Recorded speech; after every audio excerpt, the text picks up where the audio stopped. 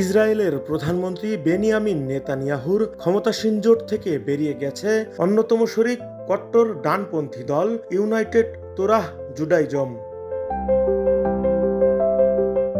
ইয়েশিবা শিক্ষার্থীদের সামরিক পরিষেবা থেকে অব্যাহতি দেওয়ার বিল প্রণয়নে সরকারের ব্যর্থতা নিয়ে দীর্ঘদিনের বিরোধের জেরে এই সিদ্ধান্ত নেওয়া হয়েছে বলে জানিয়েছে দলটি। এর ফলে 120 আসন বিশিষ্ট নেসেটে নেতানিয়াহুর সংখ্যাগরিষ্ঠতা এখন মাত্র 61 আসনে নেমে এসেছে। এতে তার সরকার একটি নড়বড়ে অবস্থায় পর্যবসিত হলো। ইউটিজের 7 জন সদস্যের মধ্যে 6 জনই পদত্যাগপত্র জমা দিয়েছেন। এর 1 মাস আগেই দলের চেয়ারম্যান ইৎজাক গোল্ডনফ পদত্যাগ করেন। ইউটিজে দলটি মূলত দেগেল হোতারাহ ও আগুদাত ইসরায়েল নামক দুটি উপদলের সমন্বয়ে গঠিত।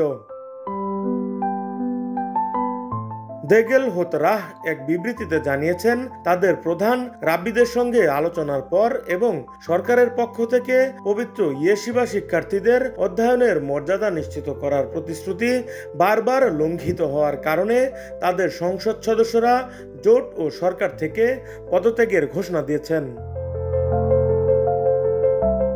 কট্টর ডানপন্থী দলগুলো দীর্ঘদিন ধরে বলে আসছে, ইয়েশিবা শিক্ষার্থীদের সামরিক পরিষেবা থেকে অব্যাহতি দেওয়ার একটি বিল প্রণয়ন 2022 সালের শেষের দিকে জোটে যোগদানের সময় তাদের মূল প্রতিশ্রুতি ছিল।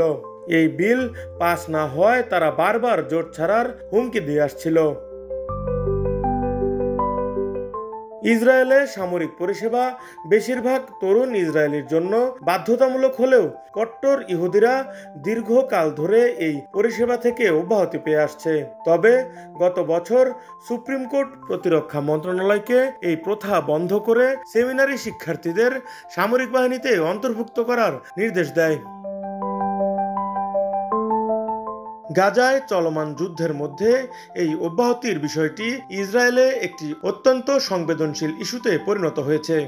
নেতানিয়াহু তার জোটের মধ্যে সামরিক নিয়োগ বিল নিয়ে অচলাবস্থা নিরসনে জোর প্রচেষ্টা চালাচ্ছিলেন, যা বর্তমান সংকটের জন্ম দিয়েছে। এখন পর্যন্ত শেষ আরেকটি কট্টর ডানপন্থী দল ইউটিজের পথ অনুসরণ করবে কিনা তা স্পষ্ট নয়। শেষ যদি জোট ছাড়ে তবে নেতানিয়াহুর সরকার আরো বড় সংকটে পড়বে। এ ঘটনা ইসরায়েলের রাজনৈতিক অঙ্গনে নতুন করে অস্থিরতা তৈরি করেছে এবং সরকারের স্থায়িত্ব নিয়ে প্রশ্ন উঠেছে।